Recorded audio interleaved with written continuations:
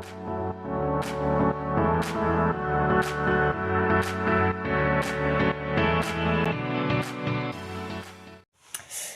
Hind guys. आज की इस वीडियो में हम लोग सीखने वाले हैं किसी भी तत्व का इलेक्ट्रॉनिक विन्यास या इलेक्ट्रॉनों का किसी भी तत्व में वितरण कैसे करते हैं, ठीक है, या इलेक्ट्रॉनिक कॉन्फ़िगरेशन के बारे में आज की इस वीडियो में समझने वाले हैं। तो ठीक है, आइए समझते हैं इसको कैसे करते हैं। तो सबसे पहले इससे समझने से पहले हमें कुछ बेसिक चीज़ें याद होनी चाहिए, ठीक है। वो बेसिक चीज़ें क्या है कि किसी भी तत्व की परमाणु संख्या, ठीक है। जैसे मान लीजिए कि हाइड्रोजन है तो इसका 1 होता है, हीलियम का 2, ठीक है, फिर लिथियम का 3, इस तरीके से बेरिलियम 4, बोरॉन 5, और फिर इसी क्रम में चलते रहना है, ठीक है। बेसिकली आपको ये परमाणु संख्या याद होना चाहिए, ठीक है। उसके बाद कुछ चीज़ें हैं जो कि आपको पता होना चाहिए, जैसे कि कक्षा, ठीक है, और उपकक्षा, कक्षा और उपकक्षा। देखिए ये क्या होता है, इसको सबसे पहले समझते हैं। तो पहला बात कि ये मान लीजिए कोई नाभिक या कोई तत्व है, ठीक है। तो किसी भी तत्व में मान लीजिए हम कक्षा देते हैं, 1 कक्षा, 2 कक्षा। ये सब थोड़ा बेसिक है, जो कि बोर ने ये सिद्धांत दिया था उस पर आधारित है। बोर का एटॉमिक मॉडल है ना, एटॉमिक मॉडल ऑफ बोर। तो इसमें मान लीजिए कि 1 कक्षा है, 2 कक्षा है, 3 कक्षा है, इस प्रकार से इसमें कक्षाएं हैं, ठीक। तो जो यहाँ पर ये पहली कक्षा होती है, पहली कक्षा, इसको बोलते हैं हम लोग के क्या, यानी पहली कक्षा। और इसकी जो दूसरी कक्षा होती है इसको बोलते हैं हम लोग एल, क्या बोलते हैं, एल। तीसरी कक्षा को हम लोग बोलते हैं एम, ठीक है, और चौथी कक्षा को बोलते हैं हम लोग एन, ठीक है। और बोर जो अपना नियम दिया था, बोर एक बहुत ही महान वैज्ञानिक थे, तो उनके अनुसार एक फार्मूला बोन दिया था 2n² का, ठीक है, 2n²। इसके आधार पर हम ये ज्ञात कर सकते हैं कि किसी भी तत्व में जो इलेक्ट्रॉन होंगे, किसी भी तत्व में की कक्षाओं में इलेक्ट्रॉन रहते हैं, पहली बात तो कि किस कक्षा में कितने इलेक्ट्रॉन रहेंगे, यानी कि किसी भी नाभिक के प्रत्येक कक्षा में इलेक्ट्रॉनों का वितरण करने का जो सूत्र दिया था बोर ने, वो दिया था 2n²। और उससे भी पहले आप लोगों को पता होना चाहिए कि इलेक्ट्रॉनिक कॉन्फ़िगरेशन या इलेक्ट्रॉनिक विन्यास करने का हमारा मूल मकसद क्या होता है। तो इलेक्ट्रॉनिक विन्यास करने का जो मतलब होता है वो होता है कि किसी भी तत्व के बाह्यतम कक्षा में, किसी भी तत्व के बाह्यतम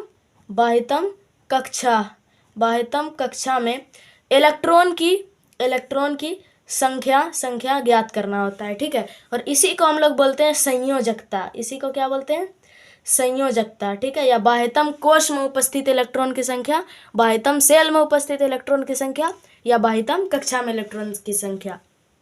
तो इलेक्ट्रॉनिक विन्यास करने का मूल मकसद ये होता है, ओके। तो 2n² से हम लोग ये कैसे ज्ञात कर सकते हैं कि किसी कक्षा में कितने इलेक्ट्रॉन रहेंगे। तो इसके लिए n का मतलब यहाँ था क्या, n का मतलब था सेल, कोश या कक्षा, तीनों एक ही बात है, एक दूसरे के पर्यायवाची हैं, ठीक है। तो n का मतलब होता है कक्षा।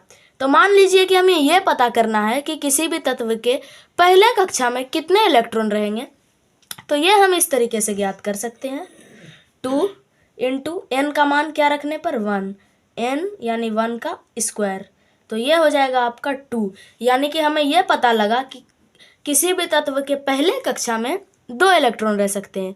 ये अभी हम थोड़ा आपको बेसिक बता रहे हैं, क्योंकि जो रियल इलेक्ट्रॉनिक कॉन्फ़िगरेशन है वो ये नहीं होता है, वो 1:2:2 करके कुछ होता है। लेकिन जब तक आप इसको पूरी तरीके से नहीं समझेंगे तब तक आप उसको अंडरस्टैंड नहीं कर पाएंगे। और बाय द वे आप उसको रट भी लेते हैं तो इस तरीके से उसके पीछे का रियलिटी नहीं समझ पाएंगे कि वो क्या है। तो पहले कक्षा के वितरण को समझिए, ठीक है। तो हमें यह पता चला कि पहली कक्षा में 2 इलेक्ट्रॉन रह सकते हैं। इसी प्रकार से अब हम दूसरे कक्षा का निकालेंगे, तो 2 का स्क्वायर 4 दूना 8, तो दूसरे कक्षा में 8 इलेक्ट्रॉन।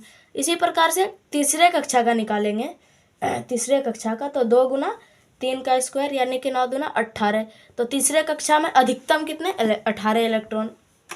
और चौथे कक्षा का भी निकालना होगा इसी तरीके से, तो इस तरीके से 32 इलेक्ट्रॉन, ठीक है। तो बोर जो ये दिया 2n², इससे हम क्या निकाल सकते हैं कि किसी भी तत्व के इलेक्ट्रॉन जो वो कक्षा में होगा तो वह किसी कक्षा में इलेक्ट्रॉन की अधिकतम संख्या, 2n² से क्या निकाल सकते हैं, किसी तत्व के किसी कक्षा में उपस्थित इलेक्ट्रॉन की अधिकतम संख्या, जैसे कि पहले कक्षा में अधिकतम 2 इलेक्ट्रॉन रह सकते हैं, इससे कम हो जाएंगे लेकिन इससे ज़्यादा नहीं हो सकते। और जैसे मान लीजिए दूसरा ये हो गया आपका तीसरा कक्षा, ठीक है। तीसरा कक्षा में अधिकतम 18 इलेक्ट्रॉन रह सकते हैं, यानी कि 18 से कम, 1 से लेकर 18 के बीच में जितना भी इलेक्ट्रॉन हो वो रह सकता है, लेकिन 18 से एक भी ज़्यादा इलेक्ट्रॉन इसमें नहीं रह सकता है, ठीक है। ये टॉपिक क्लियर। अब हम लोग आते हैं इस पे उप कक्षा, ठीक है। एक और बेसिक चीज़ है उप कक्षा क्या होता है। देखिए उप कक्षा ये होता है कि जैसे कोई कक्षा है, पहले मुझे फिर से स्ट्रक्चर बनाना पड़ेगा। जैसे कोई कक्षा है, पहला कक्षा, दूसरा कक्षा, तीसरा कक्षा और ये चौथा कक्षा। तो मान लीजिए कि ये कोई कक्षा है, ये हो गया आपका पहला कक्षा, दूसरा, तीसरा, चौथा। तो इसको हम पहले एक चीज़ आप लोगों को समझाते हैं कि हम लोग जो मान लीजिए एक झूला झूलते हैं तारामाछी, क्या तारामाछी, या झूलते हैं हम लोग ब्रेक डांस। कौन सा झूला? Break dance.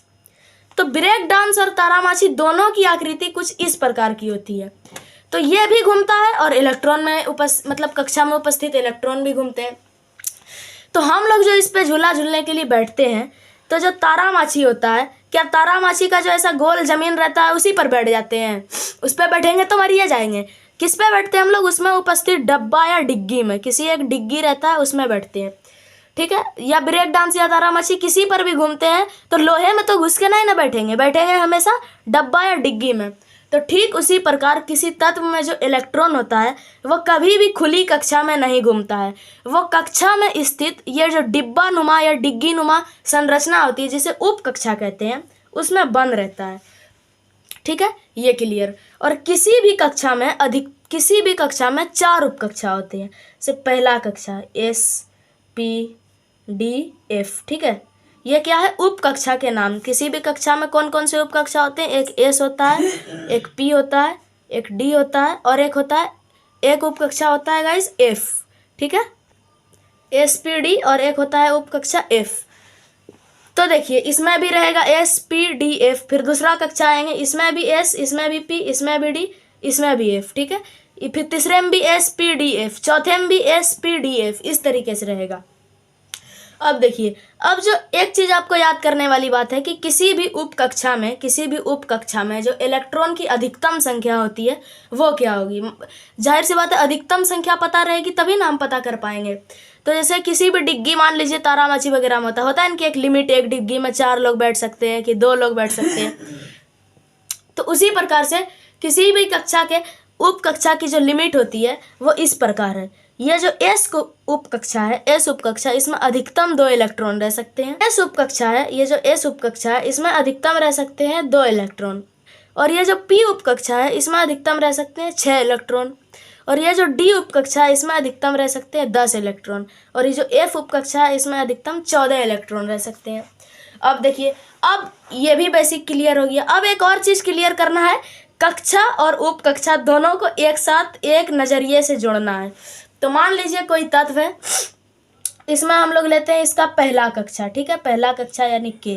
सबसे पहले तो कि पहले कक्षा में कितना इलेक्ट्रॉन अधिकतम रह सकता है। पहले कक्षा में अधिकतम रह सकता है 2, तो हम लोग यहाँ लिखेंगे 2 इलेक्ट्रॉन। अब हमने ये जाना कि इलेक्ट्रॉन कक्षा में ना रहकर उप कक्षा में बंद रहता है। तो कौन से उप कक्षा में रहेगा? तो सबसे पहले क्या है? S। तो ये जो S उप कक्षा है, इसमें कितना इलेक्ट्रॉन अधिकतम रह सकता है? तो 2। तो यहाँ अधिकतम 2 डाल दिए और 2 है भी। अब ये जो P और D और F है, ये तो 2 इलेक्ट्रॉन जैसे इसमें डाले तो पहला कक्षा का काम खत्म हो गया, यानी कि पहला कक्षा में PDF का कोई काम होगा नहीं, S से ही काम चल जाएगा।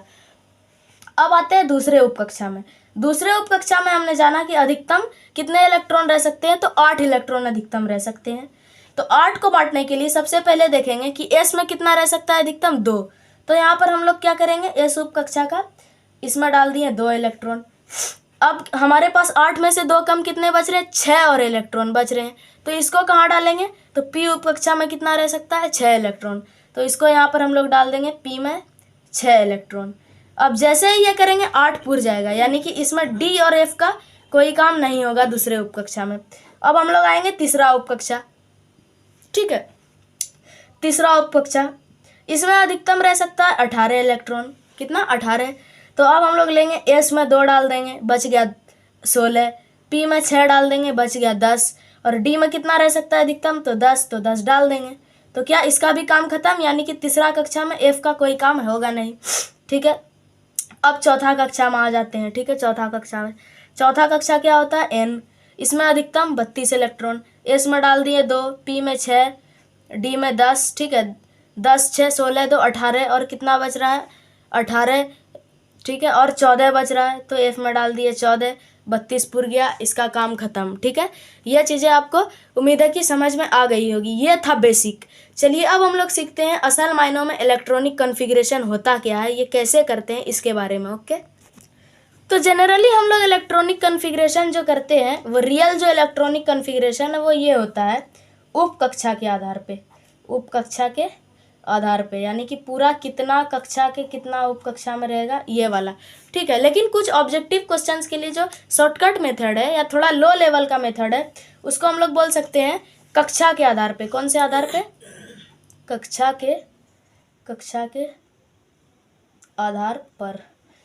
के आधार पर इलेक्ट्रॉनिक कॉन्फ़िगरेशन। ये कैसे करते हैं? ये बहुत ही ज़्यादा आसान होता है। तो हम लोग जैसे पहला कक्षा है यानी कि के, उसमें कितना इलेक्ट्रॉन रह सकता है अधिकतम?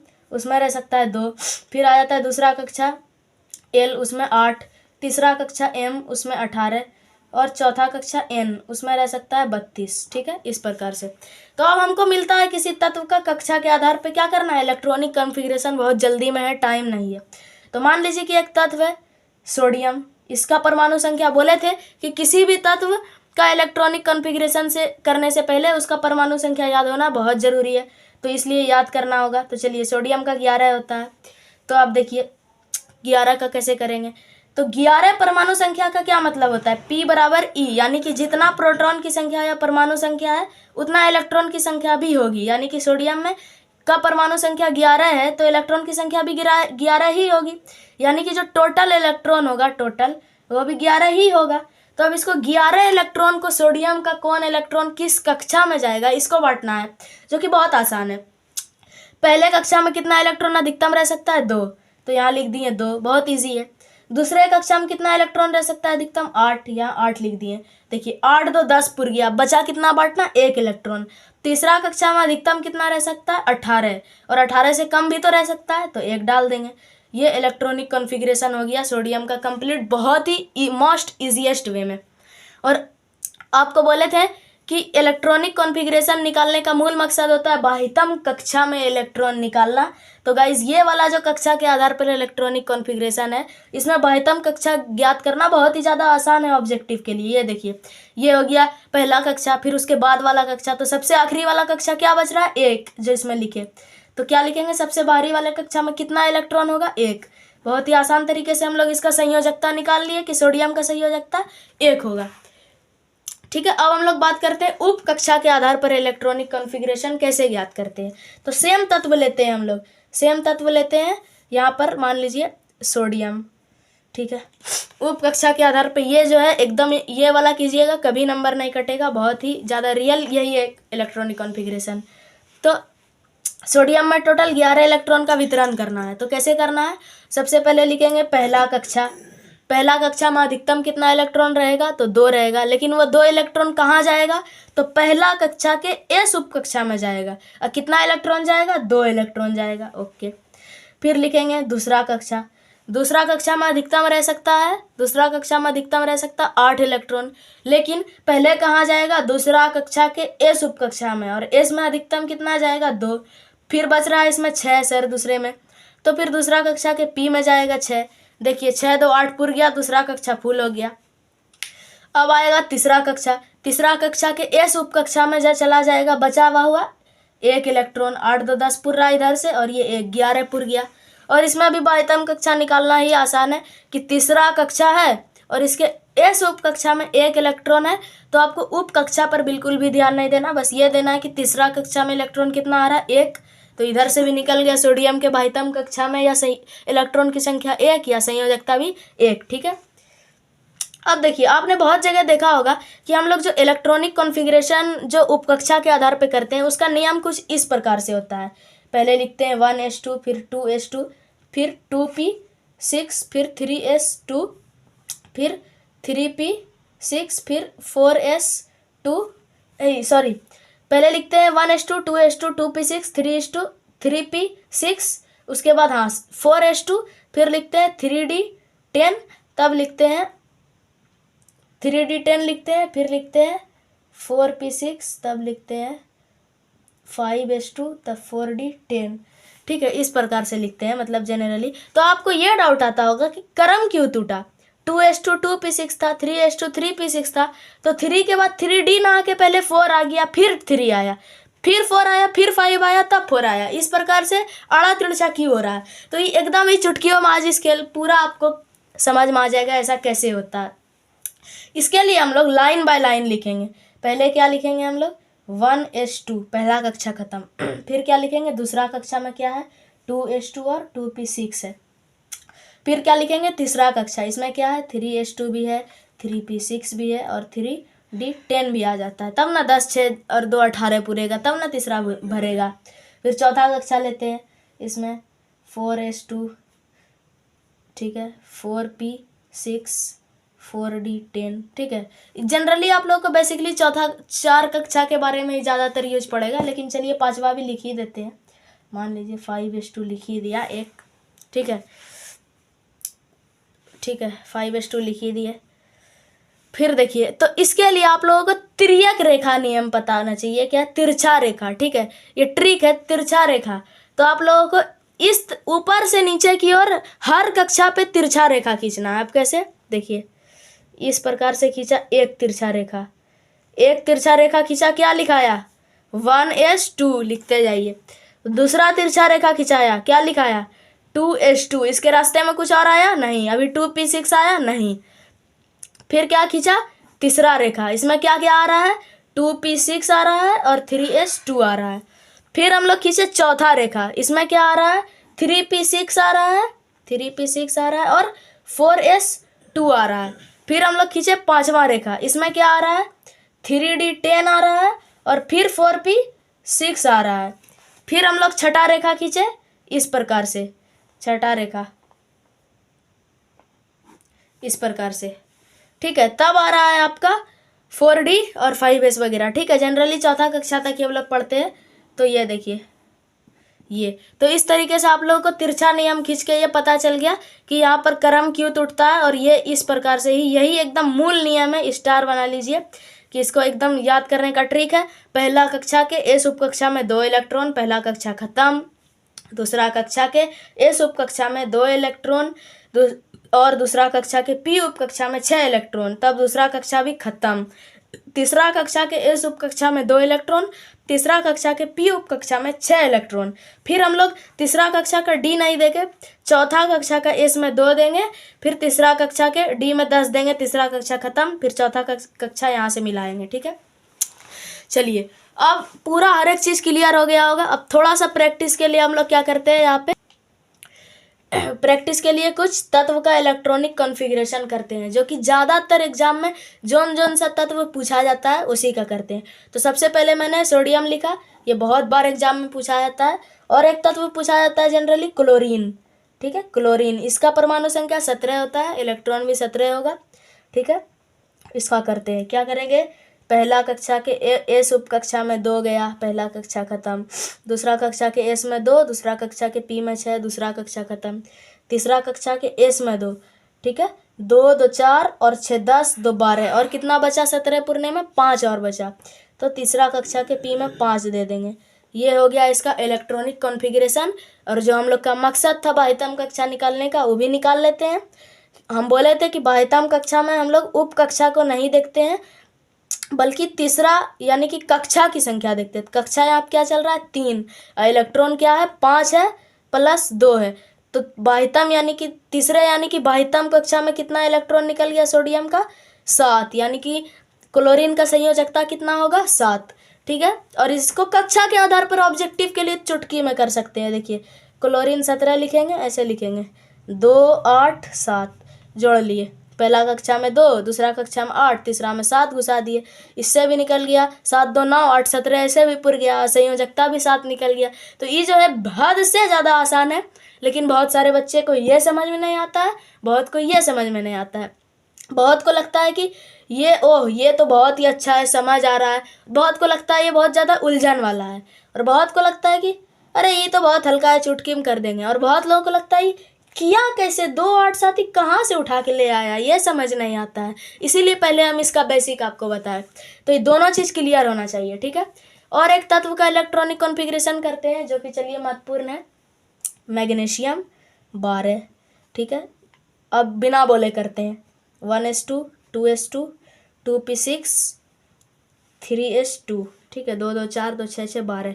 बाह्यतम कक्षा में कितना इलेक्ट्रॉन आ गया, 2। शॉर्टकट भी याद रखना चाहिए, ठीक है। शॉर्टकट क्या करना है, 2 8 2, ठीक है। 2 8 2, पहला कक्षा में अधिकतम 2 इलेक्ट्रॉन, दूसरा कक्षा में अधिकतम 8 इलेक्ट्रॉन, तीसरा कक्षा में अधिकतम रह सकता है 18, लेकिन मेरा तो 2 में काम हो रहा है तो 2 दे दिए, इससे भी निकल गया 2 इलेक्ट्रॉन, ठीक है। तो यहाँ पर हम जब ये जो लोहा 26 है इसका कर रहे थे कक्षा के आधार पे, ठीक है, और ये सब तो निकल नहीं रहा था, कुछ रॉन्ग आ रहा था। तो इसका निष्कर्ष और सारांश ये है कि ये जो शॉर्टकट वाला ट्रिक है ये आया है बोर बियोरी योजना यानी कि 2n² वाले फार्मूले से। और आपने अगर अच्छे से पढ़ा होगा तो आपको पता होगा कि बोर बियोरी योजना केवल शुरू के 1 से लेकर 18वें तत्व तक ही काम करेगा, यानी कि ये शॉर्टकट ट्रिक आपका केवल हाइड्रोजन से लेकर आर्गन तक ही काम करेगा। जैसे आप पोटेशियम 19 में घुसिएगा, इसका आंसर रॉन्ग दिखाएगा रियल इलेक्ट्रॉनिक कॉन्फ़िगरेशन से। इसीलिए 19 के बाद हम बहुत 20 कुछ भी करें इसका वर्क नहीं करता है 19 के बाद। तो ये केवल और केवल 1 से 18 तक के लिए है। बाकी इस बात पे कंफर्मेशन की पुष्टि आप लोग खुद कमेंट के माध्यम से कर दीजिएगा, ओके। तो आई होप कि आप लोगों को बहुत ज़्यादा क्लियर हो गया होगा दोनों आधार पर इलेक्ट्रॉन, ठीक है। और आपको ये भी एहसास हो गया होगा कि जो उप कक्षा के आधार पर इलेक्ट्रॉनिक कॉन्फ़िगरेशन होता है 1s2 वाला, यही रियल इलेक्ट्रॉनिक कॉन्फ़िगरेशन होता है, ठीक है। बाकी ये सब शुरू के तत्व के लिए 18 तत्व के लिए छोटा मोटा आसान ऑब्जेक्टिव के लिए बनाया गया है, ओके। तो जय हिंद, बाय।